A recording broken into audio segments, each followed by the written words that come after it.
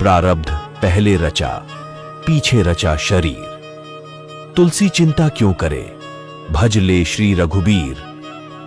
एक साधु थे जो हमेशा ईश्वर के नाम का जाप किया करते थे। बुजुर्ग होने के कारण जब भी गुरुजी को शौच, स्नान आदि के लिए जाना होता था, वे अपने शिष्यों को आवाज लगाते थे और शिष्य ले जाते थे। धीरे धीरे कुछ दिन बाद शिष्य 2-3 बार आवाज लगाने के बाद भी कभी आते, कभी और भी देर से आते। एक दिन रात को निवृत्त होने के लिए जैसे ही गुरुजी आवाज लगाते हैं, तुरंत एक बालक आता है और बड़े ही कोमल स्पर्श के साथ गुरुजी को निवृत्त करवाकर बिस्तर पर लेटा जाता है। अब ये रोज का नियम हो गया।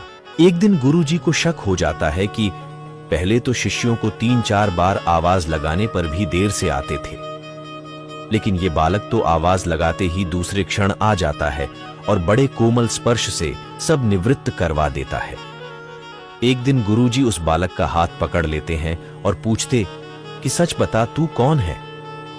मेरे शिष्य तो ऐसे नहीं हैं। बालक के रूप में ईश्वर ने साधु को अपना वास्तविक रूप दिखाया। साधु रोते हुए कहते हैं, हे प्रभु, आप स्वयं मेरे निवृत्ति के कार्य कर रहे हैं। यदि आप मुझसे इतने प्रसन्न हो तो मुझे इस कष्ट से मुक्ति ही दे दो ना।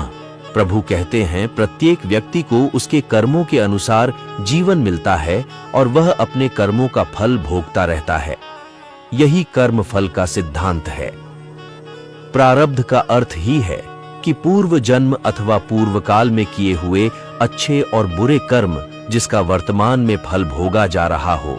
साधु कहते हैं कि क्या मेरे प्रारब्ध आपकी कृपा से भी बड़े हैं?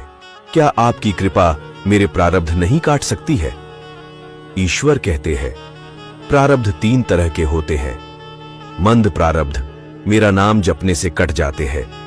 तीव्र प्रारब्ध किसी सच्चे संत का संग करके श्रद्धा और विश्वास से मेरा नाम जपने पर कट जाते हैं, किंतु तीव्रतम प्रारब्ध भुगतने ही पड़ते हैं। प्रभु कहते हैं कि मेरी कृपा सर्वोपरि है। ये अवश्य आपके प्रारब्ध काट सकती है, लेकिन फिर अगले जन्म में आपको ये प्रारब्ध भुगतने फिर से आना होगा। यही कर्म नियम है। लेकिन जो हर समय श्रद्धा और विश्वास से मुझे जपते हैं, उनके प्रारब्ध मैं स्वयं साथ रहकर कटवाता हूं और तीव्रता का एहसास नहीं होने देता हूं।